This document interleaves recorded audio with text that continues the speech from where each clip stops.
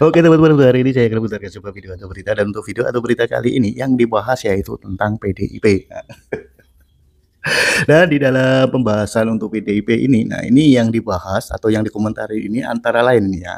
Ini ada Bapak Presiden kita yaitu Bapak Prabowo Subianto, juga ada Presiden kita yang kelima yaitu Ibu Megawati, dan ada Presiden kita yang ketujuh yaitu Bapak Joko Widodo. Di antara beliau-beliau ini, nah ini ada lagi yang dibahas yaitu tentang Rismon.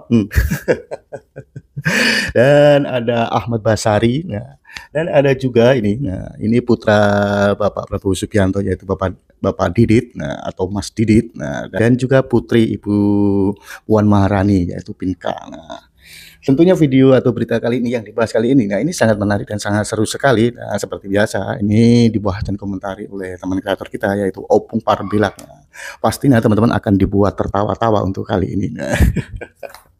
Oke teman-teman, supaya teman-teman tidak penasaran dengan isi videonya, kita langsung aja kita tonton videonya. Oke, kita langsung aja gas. Tahu nggak kalian, salah satu mimpinya Megawati dan PDIP yang sampai sekarang belum kesampaian adalah berjumpa dengan Bapak Prabowo. Padahal bukannya bilang apa satu negara, tapi susahnya minta ampun mau jumpa. Mulai dari tahun kemarin sebelum pelantikan, menjelang pelantikan dibilang lah, kita pastikan nanti sebelum pelantikan Bapak Prabowo akan jumpa dengan Megawati. Sampai sekarang udah bulan nampak ini, udah habis lebaran, nggak jumpa-jumpa. Kurang apa lagi coba Megawati? Disogok dengan nasi goreng udah. Disogok pakai minyak urut udah. Sampai belakangan Megawati ulang tahun berharap Prabowo datang, rupanya cuma dikirimi bunga. Bunga anggrek. Bukan hadiah yang kuinginkan, tapi adalah kehadiranmu. Berpuisi lah dia ya kan? Ya. Cintaku bertepuk sebelah tangan. Kok rusak lagunya Ahmad Dhani kau bikin tuh? Kalau yang cantik itu lagunya Ahmad Dhani, kalau yang bagus ini lagu versi Rismon. Rismon, udah gimana nasibmu kawan? Masih belum tenang hidupmu gara-gara ijazah orang? Nggak tenang kali hidupmu ku tengok. Rismon, kalau masalah huruf Times New Roman, kau lihat aja di Google. Times New Roman itu sudah ada sejak tahun 1932. Sedangkan untuk mencari informasi tentang Times New Roman itu aja aku suruh anakku yang kelas 3 SD. Memalukan kau. Yalah, jangan sampai kurang banyak kau waktu kecil makan ikan mujair, bah. Betul kayak yang dibilang Bang Hotman Paris itu, banyak-banyak dulu kau makan ikan mujair. Ya, walaupun waktu kecil kau kurang makan ikan mujair, paling enggak udah besar ini makan ikan mujair banyak-banyak. Nggak apa-apa lah, ya kan? Lebih bagus terlambat daripada tidak sama sekali. Biar pintar kau. Ini enggak. Aku aja kusuruh anakku yang kelas 3 SD. Coba kau cari dulu informasi mengenai tulisan Times New Roman tahun berapa itu ada. Dicari ya kan, nggak nyampe 3 menit. Pak, tahun 1932. Selesai. Ya. Ini perkara Bapak Jokowi tahun 80 tahun 85 atau 87 itu tamat ya. Times New Roman belum ada. Itulah makanya aku bilang banyak-banyak kau makan ikan mujair ya.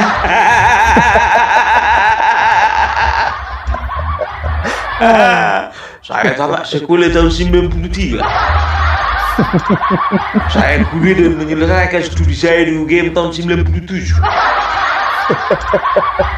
Setelah itu saya kuliah dapat beasiswa, pergilah saya ke Jepang. Dan saya tamat dari Jepang itu tahun 2002. Saya merasa tidak terang karena institusi pendidikan yang saya cintai dikotori oleh karena Jokowi. Siapa rupanya Jokowi? Kok nanya kau siapa Jokowi? 2 periode itu. Kau 10 tahun kemarin kemana? Itulah kau kuliah kau ke Jepang. Kebanyakan game kau di situ.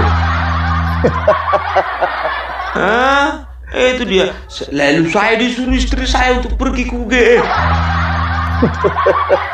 Lalu saya datangi perpustakaan karena untuk menjadi petugas perpustakaan itu lalu diberikan kepada saya ijazahnya Bapak Jokowi. Apa kau bilang disuruh istri? Aku istri kau rupanya. Kok jadi istrimu yang nyuruh? Aduh Rismon. Jadi sampai sekarang kita kembali dulu ke masalah PDIP ini. Gak perlu ini dibahas ini si Rismon ini. Jadi makin naik daun dia. Ya kan begitu kan? Nah ya. Jadi ya kalau bisa dikatakan ya sampai sekarang PDIP itu masih mengharap ada pertemuan politik antara Bapak Prabowo dengan Ibu Megawati kan begitu. Nah ya yang paling mencolok sekali itu ketika ya Mas Didit datang ke rumah Ibu Megawati ya. Jadi Mas Didit datang ke rumah Ibu Megawati, di luar ada Ahmad Basara lagi wawancara sama wartawan. Ketika wartawan nanya sama Ahmad Basara, Pak, bagaimana Pak tanggapannya? Ketemu tadi sama Mas Didit, loh, datang ya? Saya kok nggak tahu. Nggak tahu. Ya, itulah yang menandakan bahwasanya ada hubungan silaturahmi yang baik antara keluarga Bapak Prabowo dengan Ibu Megawati. Oleh karena itu, Mas Didit datang berkunjung ke rumah Ibu Megawati. Ini menandakan bahwasanya perjumpaan atau silaturahmi antara Bapak Prabowo dan Megawati sebentar lagi. Tidak lama lagi. Bayangkan, tadinya dia nggak tahu Mas Didit itu di situ. Tiba-tiba dia bisa pandai kali ngarang cerita. Nampak kali 100 matematikanya.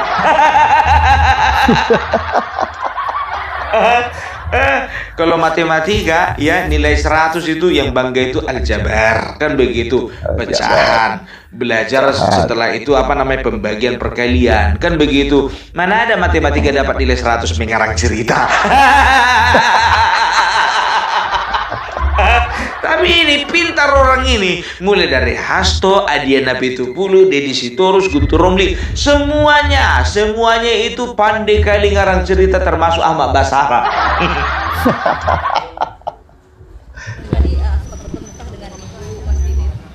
Ada ya tadi ya? Oh, ada ya tadi. Saya malah belum lihat. Ya, saya kira itu bentuk dari silaturahmi ya antara keluarga Pak Prabowo dengan keluarga Ibu Megawati Soekarno Putri.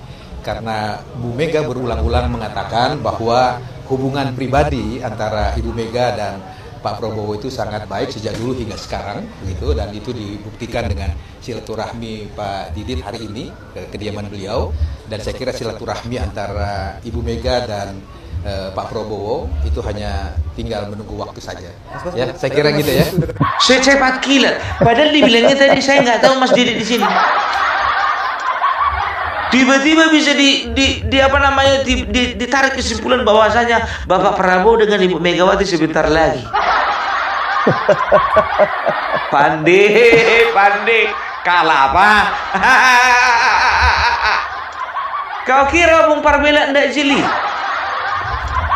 Dan banyak para pengamat politik seperti aku sampaikan kemarin, ya kan? Banyak pengamat politik yang mengatakan bahwasanya oh ini adalah langkah pendekatan dari Prabowo kepada Megawati. Ini adalah tanda-tanda bahwasanya Bapak Prabowo akan segera, ya kan, mewariskan partai Gerindra yang hebat ini kepada anaknya. Siapa yang bilang itu? Kolor merah. Kolor merah yang bilang itu kolor merah. Iya kan, berspekulasi lah orang ini semuanya, bikin narasi masing-masing. Pokoknya Mas Didit ini seolah-olah ya kiriman Bapak Prabowo lah, ya disuruh Bapak Prabowo untuk menjalin silaturahmi dengan keluarga Megawati. Udah ku bilang buktinya sudah ada bahwasanya Mas Didit datang ke sana bukan gara-gara Megawati, tapi ada wanita spesial yang dijumpainya. Begitu. Siapa itu? Megawati. Bukan, cucunya. Kalian ini cucunya. Ya kan kita dengar kabar bahwasanya 2024 kemarin mereka itu tertangkap netizen.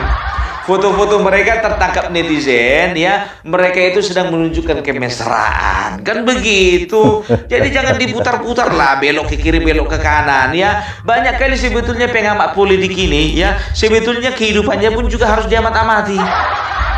Jangan terlalu yakin kalian sama pengamat politik. Karena pengamatan dari pengamat politik itu adalah sesuatu yang sulit untuk diamat-amati. Karena dia pun tidak yakin dengan pengamatannya sendiri. Ya, kalau pengamat politik kan begitu, biar tahu kalian ini, biar tahu kalian paralel. Pengamat politik bilang A, yang B ini copy paste.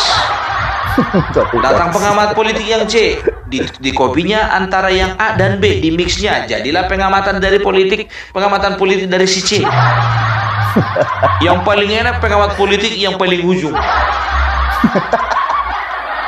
Dia yang menyimpulkan semuanya, jadi seolah-olah dia yang paling pintar. Inilah yang tertangkap oleh konten kreator. Konten kreator kan begitu kebanyakan, ya kan, sebagian. Kalau yang isi kepalanya cuma cuan, nggak disaringnya itu berita. Kalau A kata pengamat politik sana, ya A lah di sini, yang penting cair. Tapi beda dengan kami. Maksudnya siapa, Bung? Agrifanani. Mas Hengki dari Banyuwangi Official. AR Mahmud. Atta Halilintar. Bukan. Aku mau bilang Farm Project tadi, tapi entah kenapa jadi keselio lidahku menjadi ngomong Atta Halilintar. Farm Project, Renadi SB. Setelah itu ada lagi Vicky Himpong. Setelah itu ada lagi Sirait Media. Setelah itu ada lagi Blacker Majenang. Jadi kami semua ini adalah orang-orang yang berusaha untuk memberikan informasi yang terbaik buat kalian semua. Oke. Dan berita baiknya, tadi malam kami rapat sampai jam 2. Sampai jam 2. Sampai jam 2. Mulai rapat jam 10. Selesai rapat jam 2. Yang seriusnya rapat itu cuma setengah jam. 2,5 jam itu cuma main-main. Ketawa. Enggak, ini serius ya. Jadi kami semua, ya, lewat StreamYard kita sudah meeting, ya, mengenai persiapan kami untuk berangkat ke Solo. Yeay. Ya, lupa aku. Satu lagi, DCTV. Nanti kalau nggak disebut namanya, itu loh pengini, nggak disebut namaku, merajuk lah aku.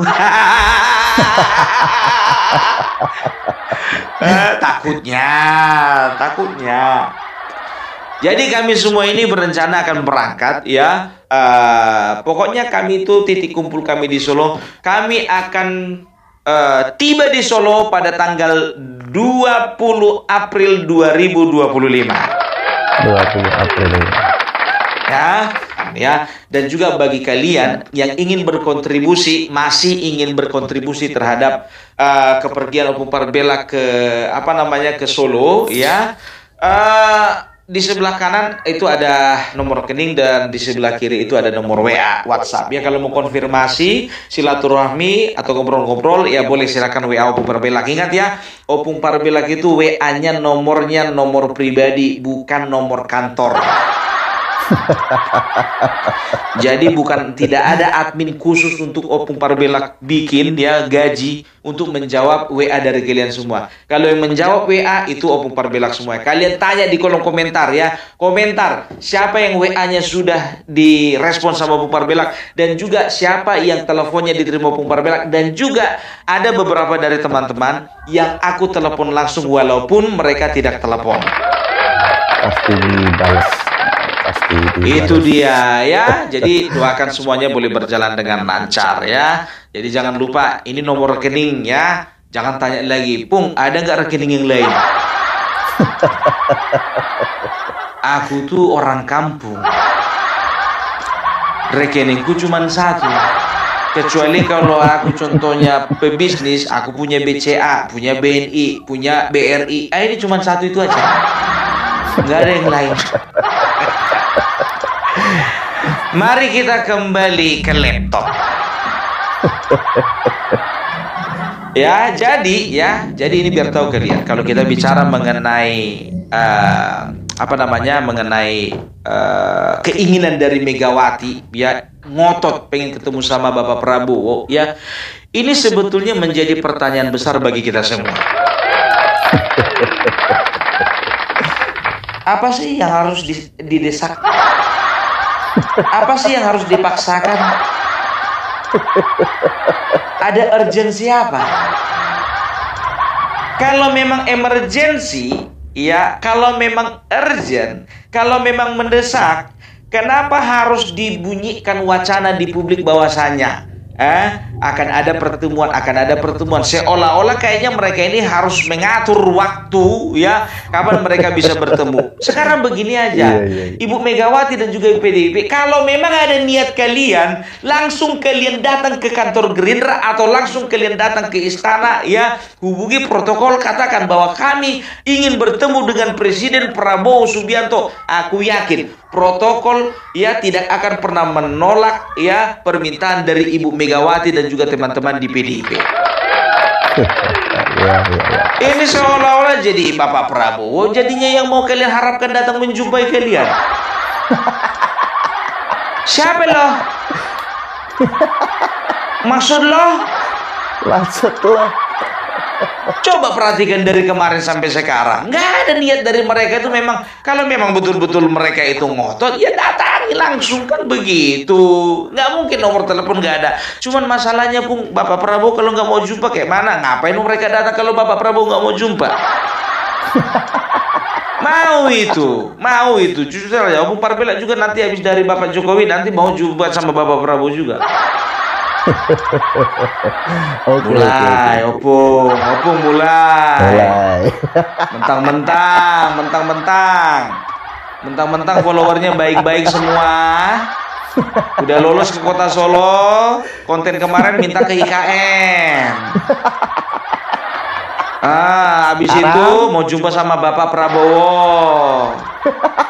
Yowes, catat aja Pung, catat Pung. Kapan-kapan mau berangkatnya? Ya, tepuk tangan untuk semuanya. Bercanda boy. Gitu. Atau kenapa nggak waktu Bapak Prabowo lagi monitor banjir kemarin itu, kenapa nggak Ibu Megawati nggak ikutan datang aja ke situ? Ikutan dong. Pasti dapat informasi Bapak Prabowo lagi memantau banjir. Waktu memantau banjir itu datangi, kenapa rupanya? Percuma anak buah ibu punya perahu karet. Nggak bisa ibu pinjam. Kalau takut masuk angin atau misalnya takut kena pacet, ada helikopter. Susah kali. Jadi begini, kalau dari Bapak Prabowo-nya sendiri, jujur aja gue bilang ya, ada beberapa pertimbangan kenapa beliau itu berusaha untuk menghindar dari yang namanya Megawati dan PDIP untuk saat ini ya. Karena gini, ya bagi beliau menjaga marwah, ya menjaga martabat dia, beliau ya sebagai seorang presiden ya dan juga sebagai seorang ketua umum ya itu penting gitu loh ya. Karena PDIP bisa dikatakan 2029 itu bisa menjadi partai yang tidak dianggap lagi. Gitu. Dan Bapak Prabowo tidak akan mungkin mengorbankan reputasinya sebagai ketua umum dari sebuah partai besar, sebuah partai yang nantinya akan menjadi ranking 1. Ya, mengorbankan reputasinya itu demi menjumpai Megawati dan partai PDIP yang untuk nanti 2029 pun juga 5 besar pun belum tentu dapat. Itu yang pertama. Yang pertama harus selevel dong. Nggak bisa kayak gitu, Bung. PDIP itu ranking 1 itu, Bung. Kemarin. Udah lewat. Ya buktinya masih menjabat 5 tahun ini, Bung. Memang betul. Tapi kita harus sama seperti agen agen asuransi dong. Harus berpikir proyeksi ke depan. Iya. Kalau punya prospek ini misalnya contohnya calon-calon nasabah itu datangi.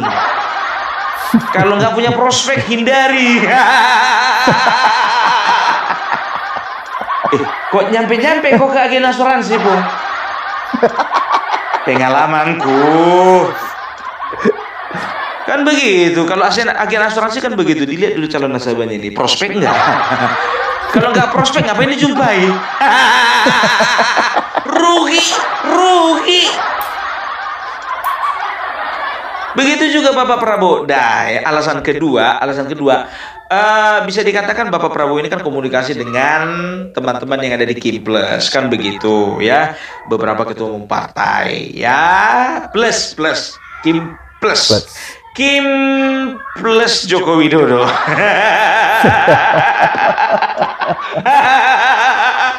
Itu plusnya. Ya, jadi mereka pasti komunikasi dong. Ada pertimbangan. Udahlah, nggak usah diajak lah, kan begitu ya. Udah kita aja. Nggak ada untungnya juga sama kita.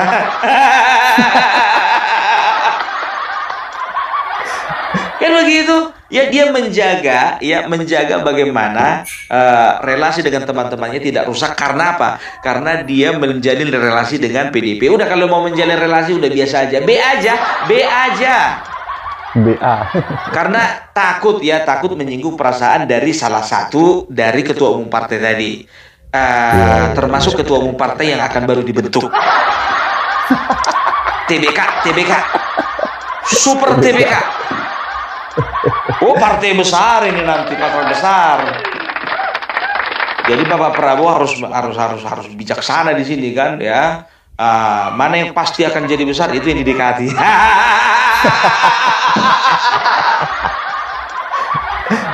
Baru alasan berikutnya biar tahu kalian ya, untuk berjumpa dengan PDIP ya, ini akan merusak image dari Bapak Prabowo sendiri di mata publik.